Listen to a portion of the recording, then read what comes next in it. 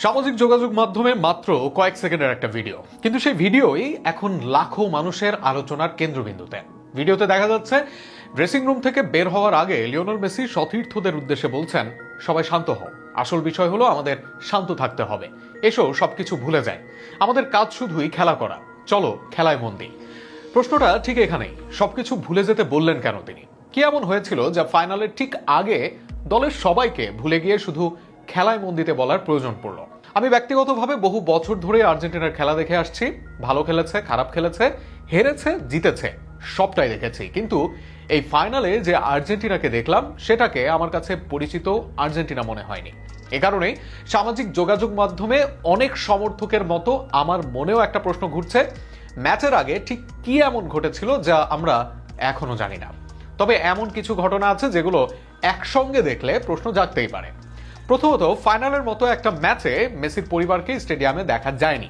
সাধারণত বড় ম্যাচে তারা উপস্থিত থাকেন। দ্বিতীয়ত, আর্জেন্টিনার প্রেসিডেন্ট জাভিয়ের মিলেই আসবেন বলে আলোচনা থাকলেও শেষ পর্যন্ত তাকেও দেখা যায়নি। পুরো টুর্নামেন্ট জুড়ে গ্যালারিতে নিয়মিত দেখা যাওয়া দিয়েগো সিমিওনেও ফাইনালে ছিলেন না।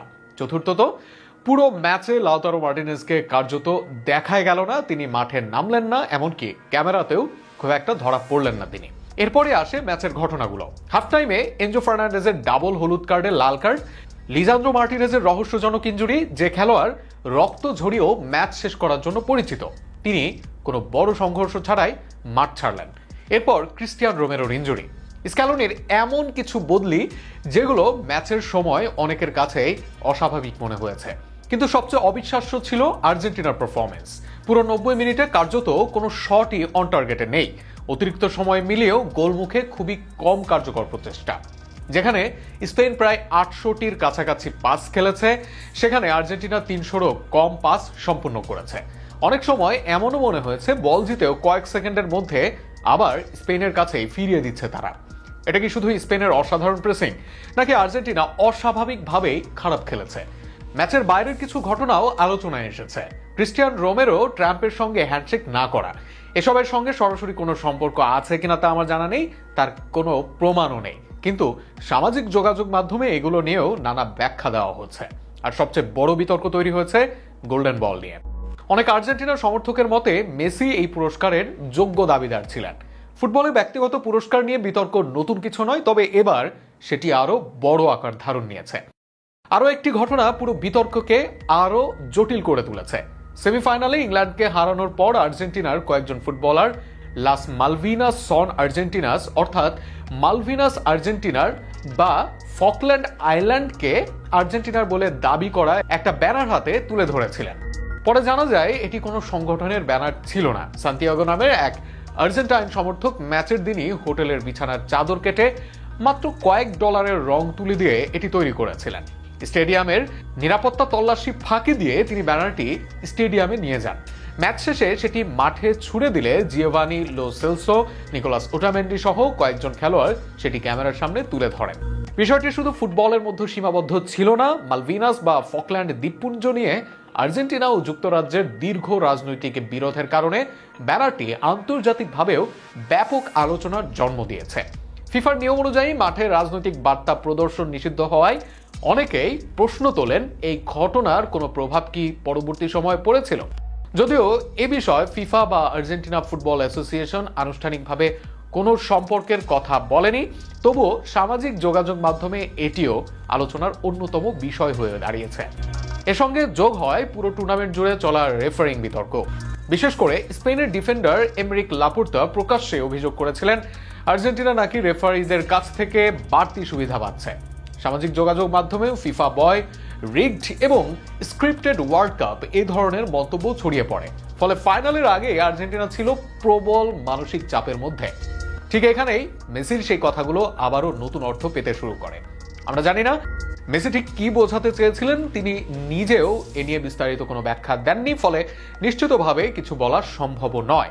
তবে এখন একটা প্রশ্ন হলো, আপনি যদি বিশ্বকাপ ফাইনালে খেলতে নামেন আর ম্যাচের আগে পুরো সপ্তাহ জুড়ে সবাই যদি আপনার দলকে নিয়ে বিতর্ক করে, তাহলে কি সেটা খেলোয়াড়দের মাথায় প্রভাব ফেলবে না? অবশ্যই ফেলতে পারে, বিশেষ করে এমন একটি ম্যাচে যেখানে একটি ভুলই পুরো ক্যারিয়ার বদলে দিতে পারে। ফুটবলে একটি বিষয় খুবই গুরুত্বপূর্ণ, যা মেন্টাল নয়েজ, অর্থাৎ মাঠের বাইরের এমন সব চিন্তা যা খেলার সময় মাথার ভেতরে ঘুরতে থাকে। সমালোচনা, রেফারির সিদ্ধান্ত, প্রতিপক্ষের বক্তব্য, সামাজিক যোগাযোগ মাধ্যম, সংবাদ মাধ্যম, এসব যদি একজন খেলোয়াড়ের মাথায় ঘুরতে থাকে তাহলে সেই খেলোয়াড় শতভাগ মনোযোগ নিয়ে খেলতে পারবেন না। অনেক স্পোর্টস সাইকোলজিস্ট বলেন, বড় ম্যাচে টেকনিক্যাল প্রস্তুতির পাশাপাশি সবচেয়ে বড় চ্যালেঞ্জ হলো মাথাকে শান্ত রাখা। এ কারণে কোচরা প্রায়ই বলে থাকেন, ইগনোর দ্য নয়েজ, অর্থাৎ বাইরের কোলাহল মাথার মধ্যে এনো না, শুধু খেলায় মন দাও। মেসির বক্তব্য শুনলে সেটার সঙ্গে যেন বেশ মিল পাওয়া যায়। সবকিছু ভুলে যাও, শুধু খেলায় মন দাও। এ দুটি বাক্য আসলে খেলোয়াড়দের মানসিকভাবে রিসেট করার বার্তাও হতে পারে। আরেকটি বিষয়ও এখনো গুরুত্বপূর্ণ, বিশ্বকাপ ফাইনালের আগে মেসি ইনস্টাগ্রামে একটি আবেগঘন পোস্ট করেছিলেন। সেখানে তিনি পুরো যাত্রা, সমর্থকদের ভালোবাসা এবং ফাইনালের গুরুত্ব নিয়ে তিনি লিখেছিলেন। অর্থাৎ বাইরে তিনি আবেগ প্রকাশ করেছেন, কিন্তু ড্রেসিং রুমে এসে তিনি ঠিক উল্টো কথা বলেছেন, আবেগ ভুলে যাও, শুধু খেলো।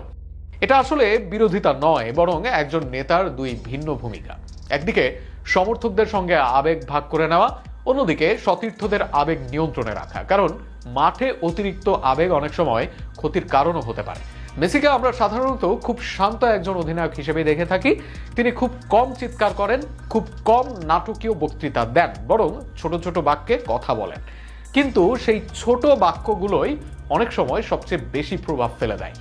আর্জেন্টিনার অনেক খেলোয়াড় আগে বলেছেন, ম্যাচের আগে মেসির উপস্থিতি তাদের আত্মবিশ্বাস বাড়িয়ে দেয়। তিনি লম্বা মোটিভেশনাল বক্তৃতা দেন না, বরং খুব সহজ ভাষায় সবাইকে শান্ত থাকতে বলেন। এই ভিডিওটাও হয়তো তারই একটা উদাহরণ। এখন আসি ম্যাচের দিকে। দুর্ভাগ্যজনকভাবে আর্জেন্টিনা ফাইনালে 1-0 গোলে হেরে যায়। 16 বছর পর বিশ্বকাপ জেতে স্পেন। মজার বিষয় হলো, ম্যাচ চলাকালে বড় কোনো রেফারিং বিতর্ক তৈরি হয়নি।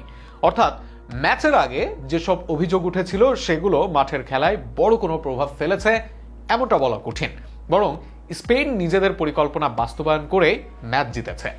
তবে ম্যাচ শেষে আবারও উত্তেজনা তৈরি হয়। শেষ বাঁশি বাজার পর দুই দলের কয়েকজন খেলোয়াড়, অর্থাৎ প্যারাদেস এবং বিপক্ষ দলের খেলোয়াড় এবং কোচিং স্টাফের মধ্যে ধাক্কাধাক্কি ও উত্তপ্ত পরিস্থিতি দেখা যায়। পরে অবশ্য ফিফা তদন্ত শুরু করেছে। এখানে অনেকে আবার মেসি সে বক্তব্যের দিকে ফিরে তাকাচ্ছেন। তিনি কি আগে বুঝতে পেরেছিলেন ম্যাচটি আবেগের লড়াইয়ে পরিণত হতে পারে? তিনি কি চেয়েছিলেন তার সতীর্থরা যেন কোনো বিতর্কেই না জড়িয়ে পড়ে, নাকি শুধুই মানসিক চাপ দূর করতে চেয়েছিলেন? এগুলোর কোনোটারই নিশ্চিত উত্তর নেই। তবে একটা বিষয় আমাদের মনে রাখা উচিত, সামাজিক যোগাযোগ মাধ্যমে ভাইরাল হওয়া কয়েক সেকেন্ডের একটি ভিডিও দিয়ে পুরো ঘটনা ব্যাখ্যা করা সম্ভব নয়। ভিডিওর আগে কি বলা হয়েছিল, পরে কি বলা হয়েছিল, কোন প্রসঙ্গে তিনি কথাগুলো বলেছিলেন, আমরা ঠিক জানি না। তাই একটি ছোট্ট ক্লিপ দেখে নিশ্চিত সিদ্ধান্তে পৌঁছে যাওয়া আমাদের ঠিক হবে না। আজকাল অনেক ভিডিওই কনটেক্সট কেটে ভাইরাল করা হয়, ফলে দর্শক অনেক সময় সম্পূর্ণ চিত্রটি দেখতে পান না। শেষ পর্যন্ত আমার কাছে মনে হয় এই ভিডিওর সবচেয়ে বড় শিক্ষা অন্য জায়গায়। একজন অধিনায়কের কাজ শুধু ট্যাকটিক্স বোঝা নয়, তার সবচেয়ে বড় দায়িত্ব হলো দলের মানসিক অবস্থা নিয়ন্ত্রণ করা, বিশেষ করে এমন একটি ম্যাচে যেখানে কোটি কোটি মানুষ তাকিয়ে রয়েছে তাদের দিকে। মেসি ঠিক সেটাই করার চেষ্টা করেছিলেন বলেই আমার কাছে মনে হয়। যদিও শেষ পর্যন্ত ট্রফি জিততে পারেনি আর্জেন্টিনা, কিন্তু তার সেই কয়েকটি শব্দ দেখিয়ে দেয় বড় ম্যাচের আগে একজন নেতা প্রথমে কি নিয়ে ভাবেন। প্রতিপক্ষ নয়, রেফারি নিয়ে নয়, সমালোচনা নিয়েও নয়, বরং নিজের দলের মনোযোগ। হয়তো ঠিক এ কারণেই তিনি বলেছিলেন, এসো সবকিছু ভুলে যাই, আমাদের কাজ শুধু খেলা করা।